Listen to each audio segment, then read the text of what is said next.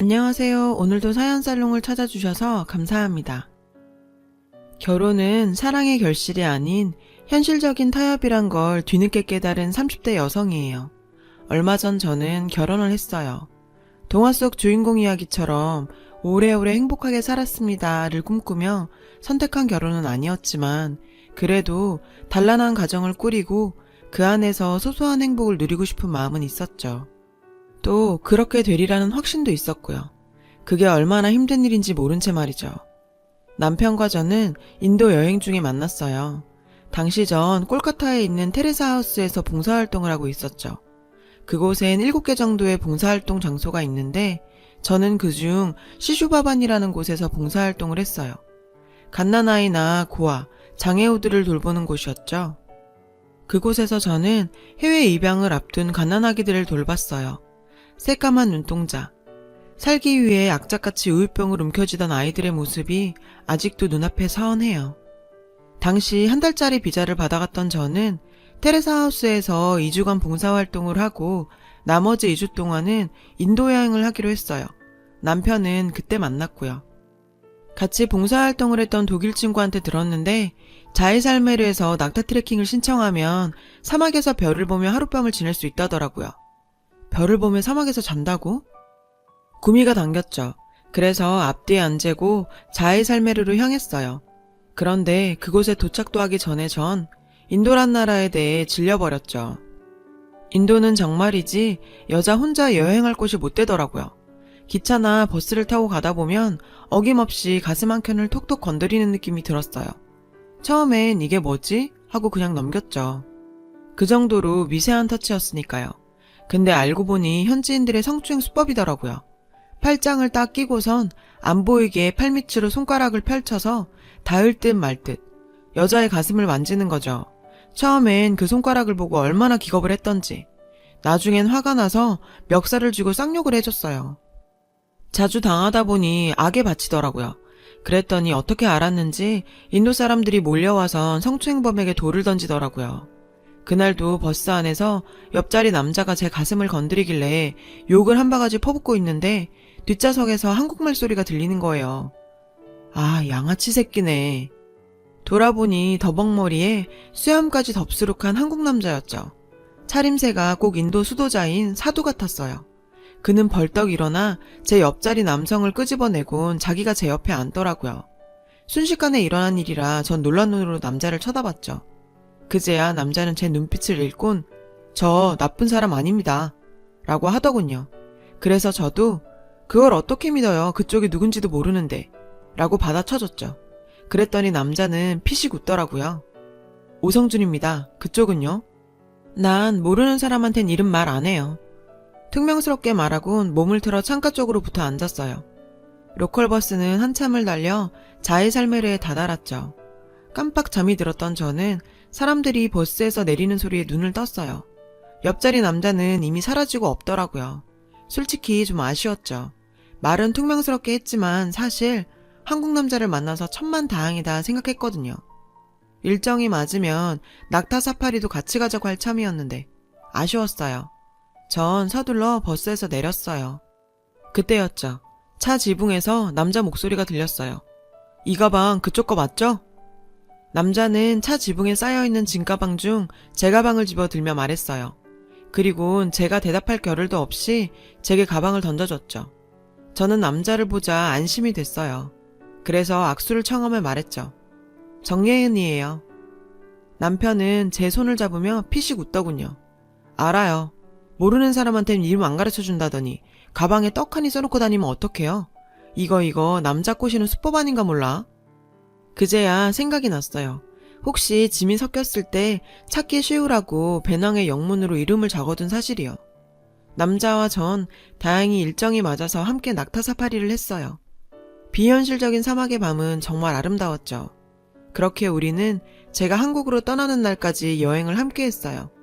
그날 자이살메르로 향하는 버스에서 만난 그 남자가 바로 제 남편이 되었죠. 남편은 일남 이녀 중 장남이었어요. 개천에서 난 용까지는 아니었지만 어려운 형편에 혼자 힘으로 대입 공기업 취직까지 해낸 사람이었어요. 부모님 도움 없이 말이에요.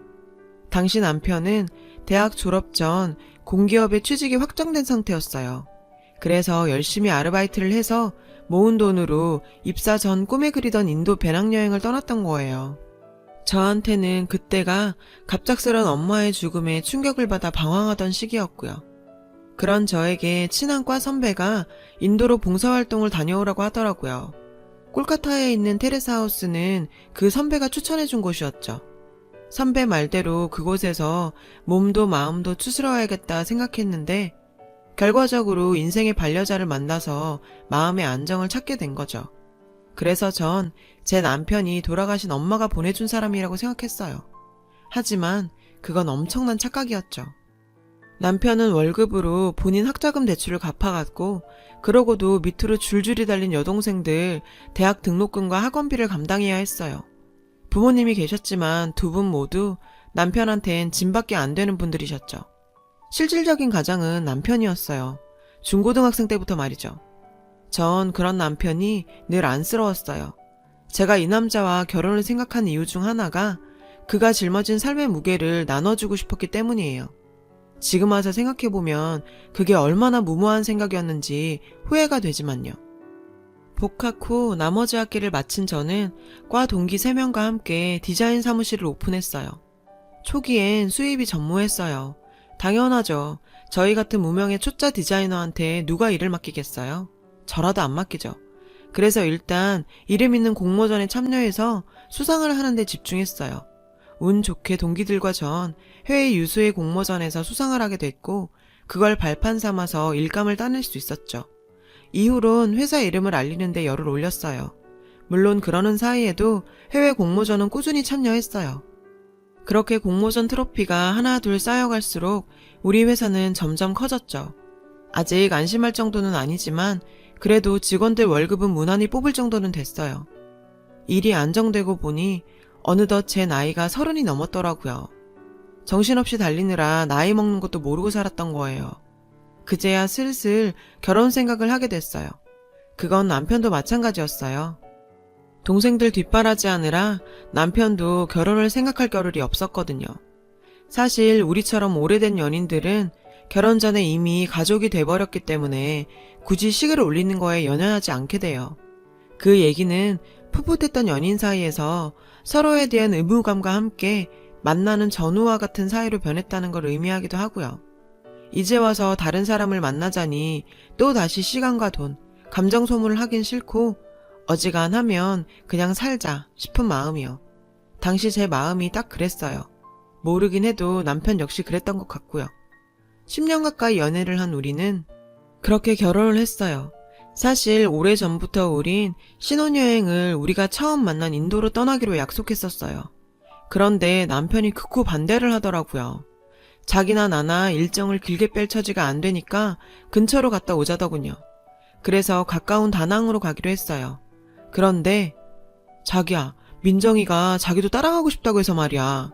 물론 우리 일정에 끼는 건 아니고 지 친구랑 같이 다닐 거니까 신경 안 써도 된대. 뭐? 아니 그래도 그렇지 어떻게 신우이랑 신혼여행을 같이 가냐? 나중에 가라 그래. 솔직히 싫었어요. 누가 좋겠어요. 신우이가 신혼여행을 따라온다는데. 알잖아 민정이 우리 형편 때문에 졸업여행도 못 갔던 거. 지 친구 중에 해외여행 못 가본 건 자기 하나뿐이래. 자기야 어떻게 안 될까? 딱 하긴 했죠. 남들 다 가는 고등학교 수학여행을 돈이 없어서 혼자 못 갔다는데 생각 끝에 전 그러라고 했어요. 우리 일정에 끼는 것도 아니고 갈 때 올 때 비행기만 같이 타는 거니까 말이에요. 대신 숙소 따로 잡아야 돼. 알았지? 그렇게 우리 부부는 신우이와 신우이 친구 이렇게 넷이 비행기에 올랐어요. 다낭 공항에 내려 두 사람을 택시에 태워 보내고 저랑 남편은 리조트에서 보내준 밴을 타고 숙소로 향했죠. 프라이빗 리조트라 시내에서 거리가 먼 게 흠이었지만 그래도 풍경은 정말 끝내줬어요. 게다가 개인 풀이 있어서 편하게 수영도 할 수 있었고요. 우린 짐을 풀고 리조트 내 레스토랑에서 점심을 먹었어요. 그런데 밥 먹는 내내 남편이 자꾸 톡을 하더라고요. 신경 쓰이게 말이죠. 누구야? 신혼여행 중인데 매너 없이. 남편은 당황하며 동생이 환전한 달러를 실수로 자기 가방에 넣어왔다는 거예요. 그것 때문에 신우이가 베트남 돈으로 환전도 못하고 있다고. 전 갖다 주라고 했어요. 그랬더니 남편은 말이 떨어지기가 무섭게 일어나 가버렸죠. 참, 기분이 좀 그렇더라고요. 그런데 점심때 나간 사람이 해질녘이 다 되어가는데도 감감무소식인 거예요. 아무리 톡을 해도 확인도 안 하고. 그래서 신우이가 있는 호텔로 가려고 옷을 입었어요. 그리고 남편 폰에 톡을 남겼죠. 하도 안 와서 내가 그쪽으로 간다. 땡땡땡 호텔 맞지? 근데 톡을 보내자마자 바로 톡이 오는 거예요. 아니야, 오지마. 나 지금 리조트로 가는 길이야. 오늘 내내 톡을 보내도 확인도 안 하고 답장도 없더니 내가 간다니까 바로 답톡이 오는 게 마음에 좀 걸렸어요. 그때 의심을 했어야 했는데. 답톡을 받고 30분이 지나서야 남편은 리조트로 돌아왔어요. 뭐야, 돈만 전해주고 온다던 사람이 이제 오면 어떡해. 오늘 하루 다 날렸잖아. 다른 날도 아니고 신혼여행인데 자기 가서 뭐 하다 왔어? 그러자 남편은 버럭 소리를 질렀어요. 하긴 뭘 하다 와. 민정이가 해외여행은 처음이니까 환전하는 거 가르쳐주고 마트 들러서 먹을 거 좀 사다 주다 보니 늦은 거 가지고. 이해가 안 가는 건 아니었지만 그래도 그런 일이 있었으면 톡이라도 해줘야 하는 거 아니에요? 기다리는 사람 생각도 않고. 근데 환전하고 마트에 들렀다 왔다는 사람한테서 좋은 냄새가 났어요. 자기 샤워했어? 자기한테서 좋은 냄새가 나네. 그 순간 남편은 분명 움찔했어요. 샤워는 무슨, 하도 뛰어다니느라 땀이 좀 나서 마트에서 시향 중인 향수 좀 뿌렸어. 자기야, 언제까지 그 일로 싸울 거야. 우리 신혼여행 온 거잖아. 즐겁게 보내다 가야지. 안 그래? 오다 보니까 아시아파크가 꽤 그럴듯하던데. 가서 놀다 오자. 응? 전 못 이긴 척하고 남편을 따라 나섰어요. 그렇게 신혼여행 첫날 밤이 지나갔죠. 아침에 눈을 떠보니까 남편이 발코니에 나가 톡을 하고 있더라고요. 또 신우인가 보다 했죠. 신혼여행까지 와서 동생을 챙기는 남편을 보니 좀 짠하더라고요. 몸은 하나인데 아내와 부모, 동생들까지 보살펴야 하는 사람들 천진이 말이에요. 그래서 어지간하면 저도 좀 거들까 하고 남편이 샤워하러 들어간 사이 남편 휴대폰을 열어봤어요. 패턴으로 잠겨있더라고요. 평소 남편의 손가락 움직임을 따라 그려봤더니 열리더라고요. 그래서 톡을 열었는데 자기야, 나 심심해. 언제 올 거야? 마눌은 아직도 자? 설마 어제 나랑 하고 가서 마눌이랑 또 밤일한 거 아니지? 그런 거면 나 가만 안 있어? 맙소사, 그동안 남편이 받았던 톡은 신우이가 아닌 신우이의 친구, 아니 남편의 상간녀였어요. 이 미친 인간이 신혼여행에 지 상간녀를 끌고 온 거예요. 게다가 신우이란 년은 그걸 알고도 상간녀를 돕고 있었고요. 피가 거꾸로 솟는 것 같았어요. 당장이라도 저 남편 놈을 갈기갈기 찢어버리고 싶었죠. 남편 놈은 내가 이 사실을 알게 된 줄도 모르고 욕실에서 콧노래까지 흥얼대더군요. 전 심호흡을 했어요. 무작정 덤볐다가는 오히려 제가 당할 수도 있으니까요. 냉정을 찾아야 했죠. 그래서 일단 톡에 남겨진 남편과 상간녀의 대화를 사진으로 찍어뒀어요. 그리고는 다시 침대로 들어가 자는 척을 했죠. 욕실에서 나온 남편은 제 쪽을 쓱 살피더니 휴대폰 확인을 하더라고요. 그리고는 키득거리며 또 다시 상간녀와 톡질을 시작했어요. 전 이불 속에서 울음을 참으며 남편의 경악스러운 행동을 지켜봐야 했죠. 오후가 되니 어김없이 남편은 나갈 궁리를 하더군요. 하지만 이미 환전도 했겠다. 딱히 핑계거리가 없었던 거예요. 제 눈치를 보며 눈알만 굴리고 있는 남편을 보고 있자니 욕지기가 일었어요. 그래서 난 몸이 안 좋아 숙소에서 쉴 테니 동생 데리고 시내 구경이나 하고 오라고 내보냈어요. 남편은 아주 죽다 살아난 사람처럼 화색을 띠며 바로 튀어나가더군요. 어디가 아프냐는 말도 없이 말이죠. 남편이 나가고 욕실에 물을 틀어놓고 한참을 울었어요. 내가 처한 이 상황이 기가 막히고 남편에 대한 배신감을 참을 수 없었죠. 게다가 신혼여행까지 따라온 저 상간녀도 용서할 수 없었고요. 지도 여자면서 어떻게 평생 한 번뿐인 신혼여행까지 따라와요? 그걸 도와준 신우이는 또 어떻고요? 일단 저는 남편과 신우이 SNS를 뒤져봤어요. 그리고는 하나하나 신우이 친구와 얼굴을 비교해봤죠. 댓글 하나까지 사사시 뒤져보니 대략 윤곽이 나오더군요. 이름은 안은정. 신우이와는 고등학교 동창이었어요. 현재 남편과 같은 직장에 다니고 있고 집이 꽤 사는 모양인지 영국 유학까지 다녀왔더군요. 상간녀의 SNS에 올려진 사진을 보니 남편의 SNS에 있는 사진 속 장소들과 겹치는 곳이 많았어요. 그런 사진들이 올라오기 시작한 건 약 1년 전부터였더라고요. 적어도 두 사람이 만나온 건 최소 1년이 넘었다는 얘기죠. 이대로 호텔방을 급습해서 머리채를 쥐어 뜯어놓을까? 아니면 회사 정문 앞에서 두 연놈의 불륜 사실을 까발리며 피켓 시위를 해? 그것도 아니면 SNS에 둘이 낯뜨거운 대화를 도배를 해버려? 생각은 많았지만 어느 것 하나 답이 될 만한 건 없었어요. 그랬다간 오히려 저를 명예훼손으로 고발할 수도 있으니까요. 저것들이 뭘 못하겠어요. 결국은 위자료 소송밖에는 없었죠. 그러기 위해선 증거를 모아야 했어요. 그래서 그 연놈들 앞에서 평정심을 유지하려 노력했죠. 그렇게 인생 최악의 신혼여행에서 돌아온 전 틈틈이 남편의 폰을 통해 둘 사이의 은밀한 대화와 사진, 동영상들을 모아두었어요. 그리고 얼마 뒤 남편과 상간녀가 함께 집으로 왔어요. 당신 도대체 왜 이래? 우리가 무슨 짓을 했다고 생사람을 잡아? 남편은 펄펄 뛰며 화를 냈어요. 상간녀 역시 마찬가지였죠. 사모님, 저한테 왜 이래요? 내가 언제 과장님이랑 만났다고 이래요? 저요, 명예훼손으로 소송 걸 거예요. 우리 아빠가 누군지 알고나 이래요? 아주 둘이 가관도 아니었죠. 두 사람이 길길이 날뛰는 데는 이유가 있었죠. 제가 두 사람 급여에 가압류 신청을 했거든요. 가압류 신청을 하면 법원에서 회사의 가압류 사유를 밝혀주는데 거기에 간통이라고 명시돼 있으니 회사에 소문 퍼지는 건 시간 문제였죠. 이건 어디까지나 합법적인 방법이니 둘이서 죽이니 살리니 난리 굿을 피워도 법적으론 아무 하자가 없고요. 위자료 소송 해봐야 고작 1, 2천 받는데 그거 받는다고 이것들한테 받은 상처가 아물기나 하겠어요. 그래서 저도 이것들 얼굴에 똥칠 좀 해준 거죠. 글쎄, 네 아빠가 누군지 모르겠지만 네가 몸뚱이를 그렇게 함부로 굴리고 사는 걸 보니 네 부모도 알만하다. 뭐? 몸뚱이를 굴려? 야, 너 지금 부하 직원 앞에서 뭐 하는 짓이야? 당장 사과해. 사과하라고.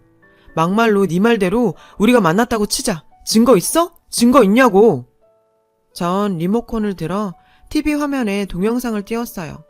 남편과 상간녀가 침대에 뒤엉켜 정사를 벌이는 동영상이었죠. 커다란 TV 화면 속에 두 사람의 알몸이 적나라하게 드러났어요. 스피커에선 상간녀의 간드러지는 시름소리가 연신 흘러나왔고요. 전 상간녀가 톡에 남긴 문자를 읽어줬어요. 오빠, 이거 집에 가서 마늘 보여줘. 미쳐 날뛸걸? 두 사람은 얼굴이 하얗게 질렸어요. 증거 달래서 줬는데 만족해? 혼자 보기 아까워서 니네 회사 홈피에 올려줄까 하다가 내가 쇠고랑 차기 싫어서 말았어. 대신 집에 있을 때마다 틀어놓고 보려고. 돈 주고도 못 버는 남편 새끼 정사신인데 얼마나 흥미로워. 근데 얘, 넌 자존심도 없니? 내가 실컷 쓰던 거 그거 주워서 먹는 게 그렇게 좋았어? 게다가 쟤 잘 못하잖아. 솔직히 너도 그렇게 생각하지? 동영상 보니까 너 완전 연기 쩔더라. 지금껏 남자들이랑 그렇게 연기하면서 잤어? 어린 게 안 됐네. 그때였어요. 초윤정이 울렸어요. 인터폰 액정에 시부모님과 시누이들이 떴죠. 남편은 사색이 됐어요.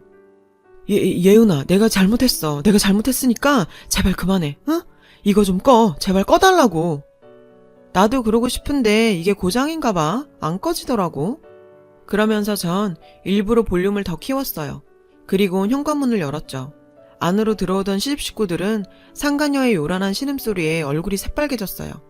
그 순간 남편은 미친 듯이 달려가 TV 코드를 뽑았어요. 하지만 이미 늦었죠.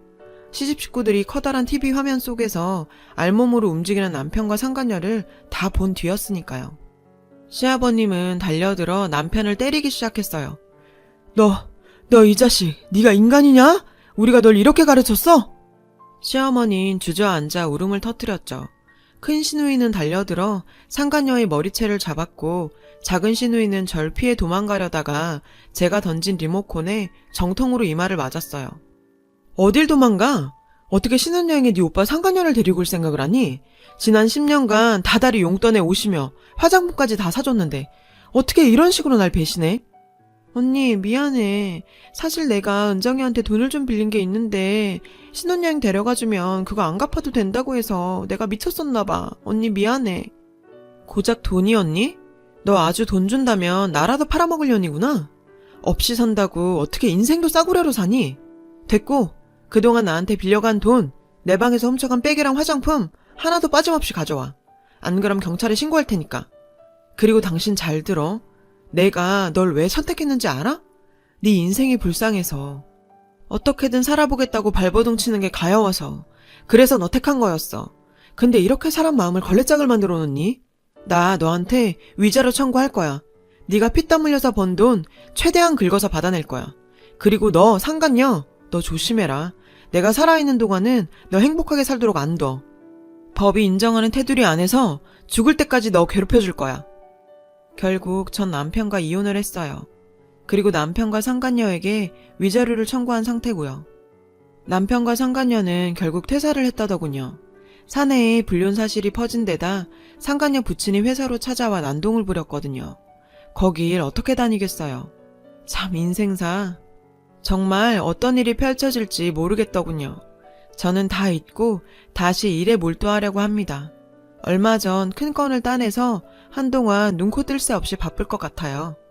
역시 전 남자보다는 일이 체질인가 봐요. 짧은 기간 동안 참 어이없고 가슴 먹먹한 일을 겪었어요. 그래도 털어놓고 나니 조금 편안합니다. 제 이야기를 들어주신 여러분의 일상도 안녕하시길 바랍니다. 여러분, 사연 댓글에 응원과 현명한 조언 부탁드려요. 좋아요와 구독은 저에게 큰 힘이 됩니다. 오늘도 좋은 일 가득하세요.